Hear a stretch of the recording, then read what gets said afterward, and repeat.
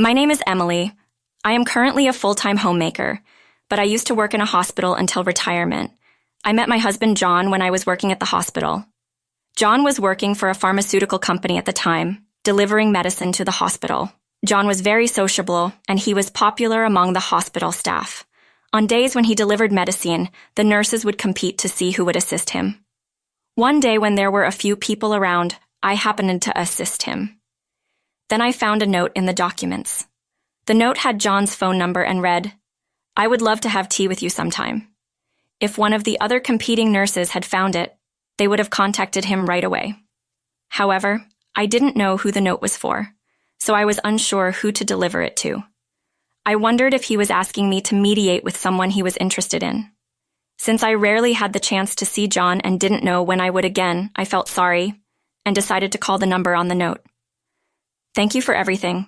My name is Emily. Could you tell me who Mr. John wants to contact? I found a note the other day and wanted to deliver it, so I called you. Thank you for your help as always." "That note was for you, Emily. I've wanted to give it to you for a while, but we rarely meet. I'm glad I saw you today." At that time, I was more passionate about my work than about romance. I wanted to use my knowledge and experience to help patients and give my best effort. "Thank you for your kind thoughts, Mr. John, but right now I want to focus on my job. Seeing your work every day, I felt that way.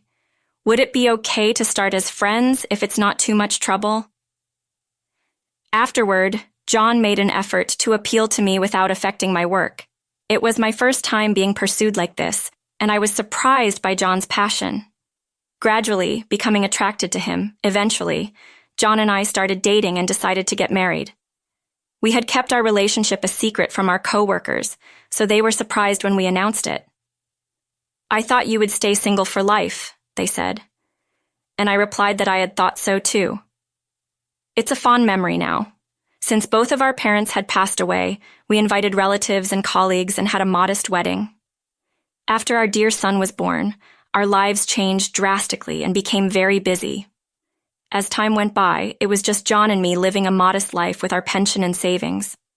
John wanted to build a bigger house, but I think the size of our current house is enough.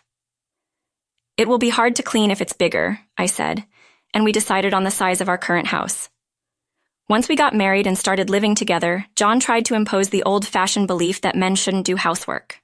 Nowadays, he helps with shopping and taking out the trash, but it took a long discussion to get to this point. It took a long time just to get him to help with the trash, and I never thought that the peaceful life we finally achieved would be shaken by a trivial matter. I believed that these calm days would last forever. As a parent, I thought my son Mike's marriage would be a milestone in life. Watching him grow up, becoming an adult, getting a job, and marrying. I felt I had done my duty as a parent. Mike's partner, Julia, is a bright woman with strong opinions, a perfect match for him. I was grateful when Julia joined our family. I decided to quietly support and observe their new start without interfering.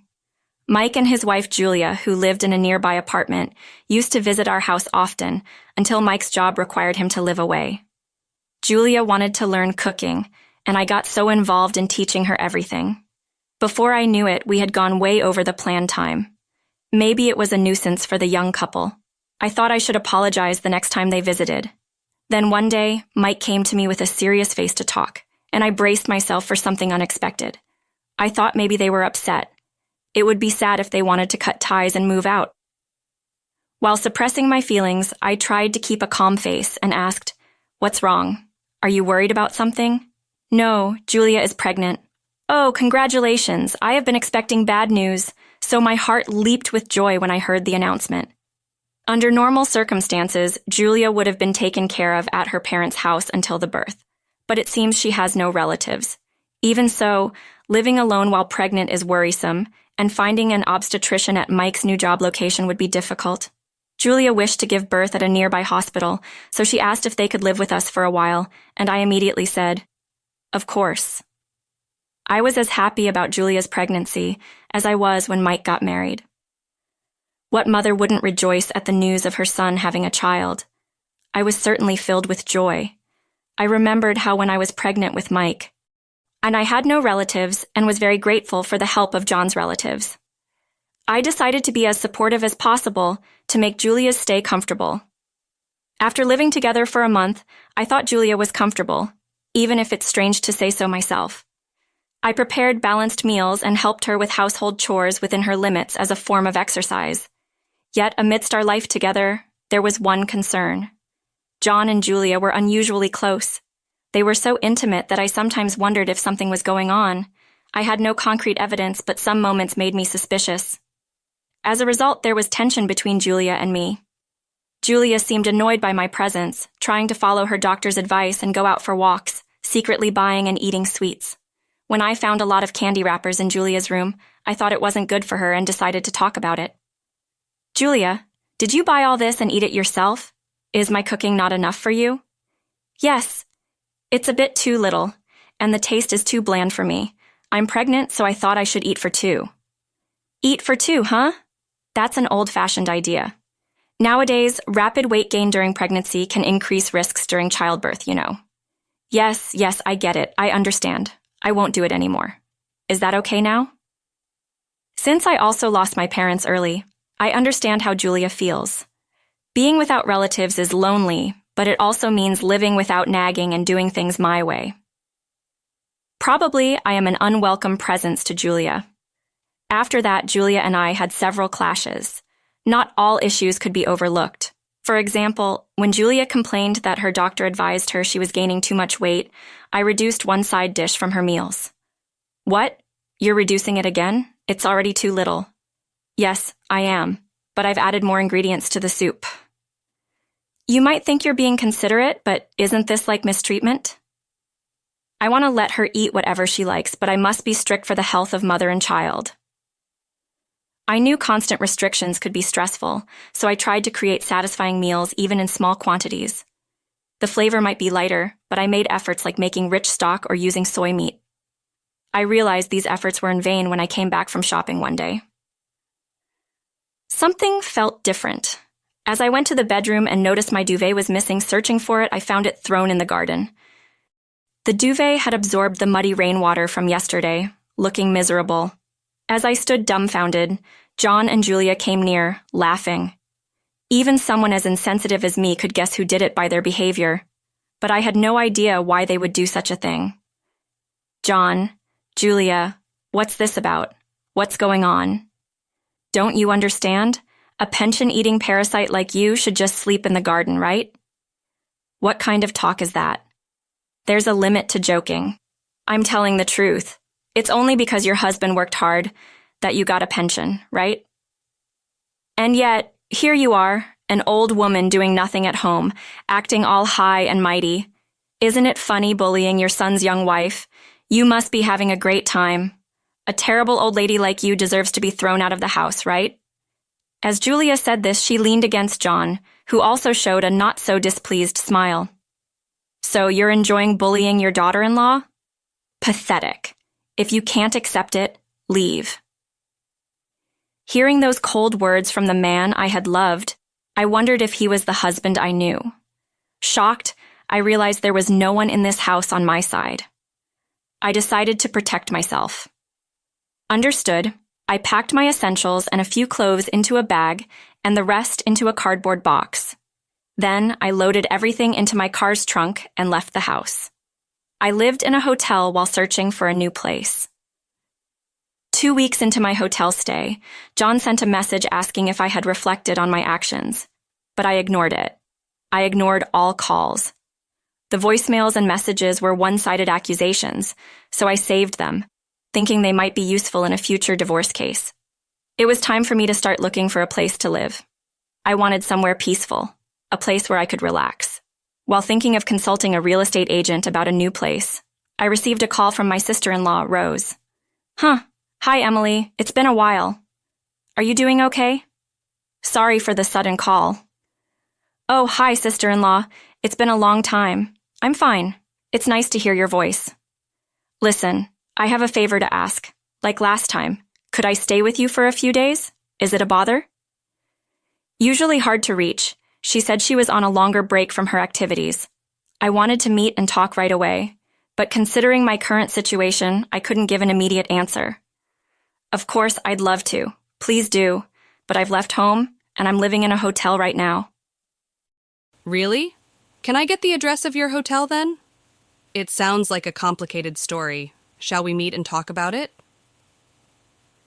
As I told Rose the address over the phone and sent the hotel location through the messaging app, she came right over. I apologized for not being able to welcome her properly, but she said she had been nearby on other business. Anyway, after ordering room service and enjoying pleasant conversation, I brought up the main topic. So, Julia wanted to return to her hometown for childbirth, but since she has no relatives, she ended up living in our house and now she's staying there. Julia, that's Mike's wife, right? What happened between you two? I explained everything in order. Initially, I got along well with Julia, but somehow she started to dislike me. As my relationship with Julia worsened, John and Julia got closer. My duvet was thrown in the garden, and after being verbally abused, I left the house. John is such a fool to think he'd join in and drive his wife out of her home. Emily, what are your plans now, given the situation? I'm considering divorcing John.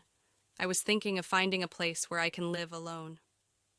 Rose, who acts quickly once she decides something, suggested we first go to the house together the next day. Even if I was set on divorce, it would be better to talk it out first. Her words were a relief to me. I wanted to change my situation, but I hesitated to go back to that house alone. I'm sorry for involving you in our marital issues. What are you saying? You're my dear sister-in-law. Don't worry about it. John is getting too cocky. We need to put him in his place.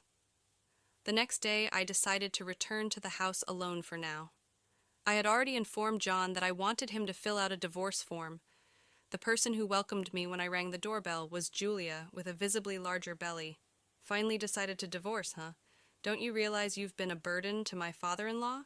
Julia threw snide remarks at me, seemingly trying to provoke me. Ignoring her, I went to the living room where John was sitting on the sofa, arms crossed. John, as we discussed before, let's get divorced. I placed the divorce papers I had gotten from the town hall on the table. John tore up the divorce papers as soon as he saw them. Puzzled, I stared at him, and John gave me a meaningful smile. So, you're pretending to want a divorce to get my attention, huh? Cute. Are you jealous of Julia? John's smile disgusted me. And I backed away. I don't understand. What are you talking about?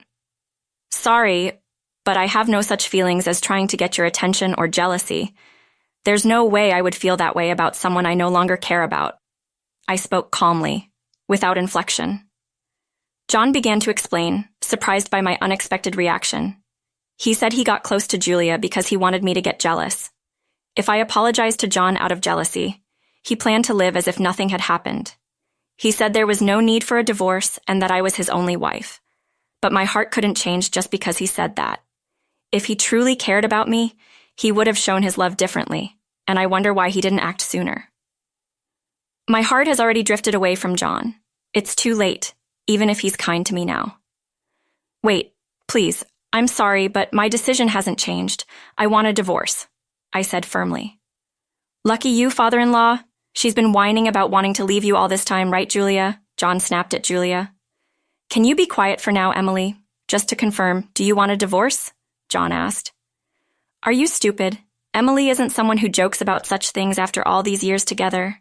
What have you been seeing in her? Why is my sister here? Rose entered the living room, using the key I had given her. John was stunned, and Julia, who knew of her by name but likely saw her for the first time, looked bewildered. Are you my father-in-law's sister? I'm so sorry, I haven't greeted you yet. Nice to meet you. I'm Julia, Mike's wife, Julia said politely. Oh, how polite of you. Nice to meet you too. So, you're the person who bullied and drove out my dear sister-in-law? Rose's eyes weren't smiling as she held back her anger. Turning to me, she said, Sorry for the strange way of putting it. I shook my head to imply that it was completely fine. In reality, I had worked as a doctor in this town until my retirement. When Rose was seriously ill, I was the surgeon who operated on her. I was just fulfilling my duty as a doctor, but Rose seemed grateful. Since I told her I would be happy if we could get along, we had a good relationship for a long time. Even after I met John and became his wife, our relationship as sisters-in-law remained unchanged. We laughed at how strange fate can be. Contrary to what Julia said, I'm not a greedy person. I worked hard and saved, and now I have $100,000 in my bank account. Julia doesn't know. But this $100,000 is in a different account from the one I usually use. Since John lied about our household running on his income, Julia believed him. Oh, is that true? Then the money for this house is Emily's. She has been shouldering all of it. But if they get divorced, John will have to pay for everything, sister. I'm telling you, I'm not getting divorced, John said. Still the same fool, John. Still saying that. You brought this on yourself. If you had empathized with Emily's feelings, this wouldn't have happened, Rose said as she casually pulled out the divorce papers she had obtained from the city hall and placed them on the table. It was a good thing she brought several copies, in case of any mistakes. I'm serious. No matter how long it takes, I will divorce you. I no longer want to be part of your family. Please understand that, I said, leaving the two of them in shock. I left the room with Rose. I was prepared for mediation or court, but a few days later, things started to move unexpectedly. Surprisingly, the divorce from John was finalized smoother than I thought. The main reason was probably Rose's scolding. Also, the fact that I didn't demand damages but instead secured a pledge that we would never interact again might have been effective. Whether it was because I stopped doing household chores or they realized the financial situation, Julia seemed to be trying to keep me from leaving. I got messages through John, but I found them bothersome and blocked them. They probably needed a maid who would also pay them, but I was no longer a part of that household. Rose, concerned about my hotel stay, introduced me to a real estate agent she knew well. The properties they showed were appealing, and it seemed like I would make a satisfying choice from those. I chose a comfortable place and signed the contract. Finally, I found a place where my heart could settle. Since I had few belongings, I managed the move by myself. While arranging my new residence, my main concern was about Mike. Although my marriage with John was over, my blood-related son was still family. I had kept the truth hidden, not wanting to disturb Mike's work, but I thought he wouldn't understand without knowing the full story, especially about the divorce. It was distressing, but I decided to call and explain the situation. Hello, Mike. Sorry to call during work. Do you have a moment? I asked. It's been a while, Mom. No, I just finished. What's up? Mike responded kindly. Despite the sudden call, Mike responded kindly. His kindness gave me strength, and I confessed everything. I explained Julia and John's behavior since the joint living arrangement started and why I had to leave the house. There was anger in Mike's usually calm voice. I'm sorry, maybe I should have kept silent about it, I said. No, I'm glad you told me. What Julia said was completely different, so it's good to know the truth, Mike said. Mike had been told by Julia that she was being bullied and was struggling a lot. He wanted to believe Julia's words, but with no evidence and unable to doubt his mother, he was conflicted. So, do you have any proof that Mom bullied or harassed you, like recordings or photos? What? Just my word isn't enough? Can't you protect your beloved wife? Mike asked harshly. Julia was sniffling and saying something, but Mike responded calmly, If you're being treated badly by my mom, you can come to my place. It's a bit small and far, so it might be inconvenient, but you'll be away from Mom. Okay, thank you, but I'll try to endure a little longer, I said.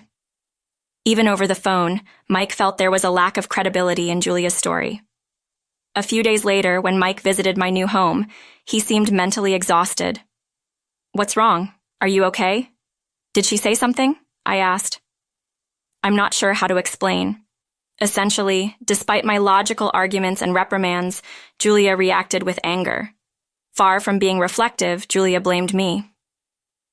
It's not my fault you left me alone. John loves and protects me, Mike said, shocked. I was so shocked. I was at a loss for words. Anyone would be.